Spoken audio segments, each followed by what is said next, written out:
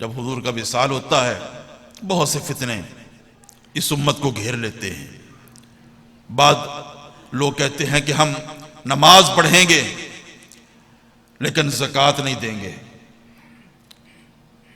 نماز پڑھیں گے زکوٰۃ نہیں دیں گے۔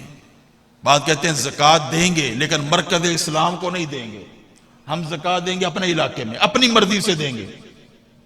زکوٰۃ کا ایک نظام ہے، اسی نظام کے ساتھ تمام فوائد امت تک پہنچتے ہیں۔ آج یہ المیہ ہے ہمارا کہ کوئی مرکز اسلام نہیں، اور اگر وہاں ہم زکوٰۃ بھیجتے ہیں تو جن کو ہم پہنچانا چاہتے ہیں شاید وہاں بھی نہ پہنچے۔ لیکن جو طریقہ کار ہے زکوٰۃ کا وہ یہ ہے کہ مرکز اسلام زکوٰۃ اکٹھی کرے گا، اور پھر جس جس علاقے میں جہاں جہاں جیسے ضرورت ہوگی ویسے دی جائے گی۔ تو بعد نے کہا ہم زکوٰۃ دیں گے لیکن مرکز کو نہیں دیں گے، اپنے علاقے کے غریبوں کو خود ہی تقسیم کر دیں گے۔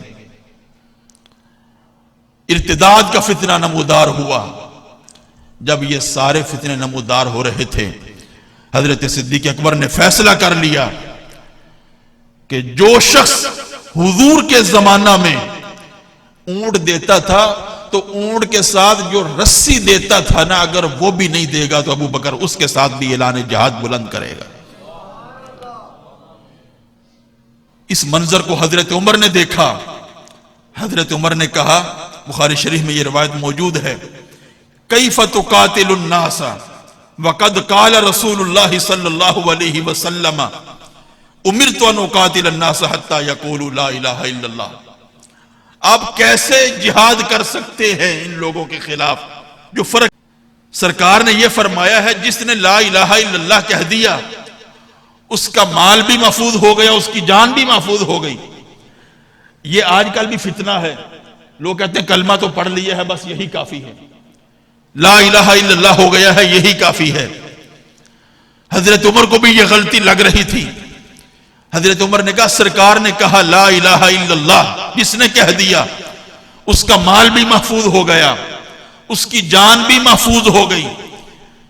ہاں اگر شریعت کا کوئی حق ثابت ہو جائے، یعنی اگر کسی بندے نے کسی کو قتل کیا ہے تو قصاصاً تو ٹھیک ہے اس کو مارا جائے گا، اور بھی بہت صورتیں ہیں۔ مثال کے طور پر شادی شدہ کوئی زانی ہے تو اس کو قتل کیا جائے گا، کوئی فساد فی الارض کا مرتکب ہے تو اس کو قتل کیا جائے گا۔ اگر ایسے کوئی شرعی حق ثابت نہیں ہوتے تو کلمہ گو کو قتل نہیں کیا جا سکتا۔ آپ کیسے زکوٰۃ نہ دینے والے کو قتل کر رہے ہیں؟ حضرت عمر بھی ڈگمگا گئے۔ قربان جائیں صدیق اکبر کے کامل ایمان پر۔ صدیق اکبر نے کہا فَوَاللَّهِ لَوْ قَاتِلَنَّ مَنْ فَرَّقَ بَيْنَ الصَّلَاةِ وَالزَّكَاةِ، اللہ کی قسم ابو بکر کی تلوار چلے گی جو بندہ بھی نماز اور زکوٰۃ میں فرق کرے گا۔ جیسے نماز فرض ہے ایسے ہی زکوٰۃ فرض ہے، ابو بکر قتال کرے گا۔ واللہ لو منعونی عقالا کانوا یؤدونہ الی رسول اللہ صلی اللہ علیہ وسلم، اگر وہ رسی جو اونٹ کے ساتھ حضور کے زمانہ میں مرکز تک آتی تھی، اگر وہ رسی اب نہ آئی لقاتلتہم علی منعہ، تو ابو بکر ضرور ان کے خلاف اعلان جہاد بلند کرے گا اور ان کے سال قتال کرے گا۔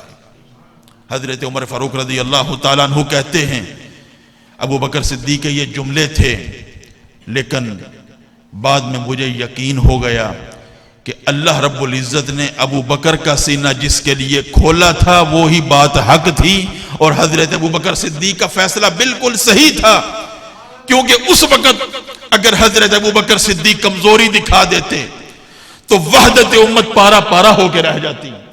وحدت امت کو حضرت ابو بکر صدیق کے فیصلوں نے ہی یکجا کیا ہے۔ یہ ایمان کامل جناب صدیق اکبر رضی اللہ تعالی عنہ کا، جس کے بارے میں سرکار نے فرمایا کہ ایک پلڑے میں صدیق پاک کا ایمان رکھا گیا اور دوسرے پلڑے میں ساری امت کا ایمان رکھا گیا، تو صدیق پاک کا پلڑا بھاری ہے۔ کیوں؟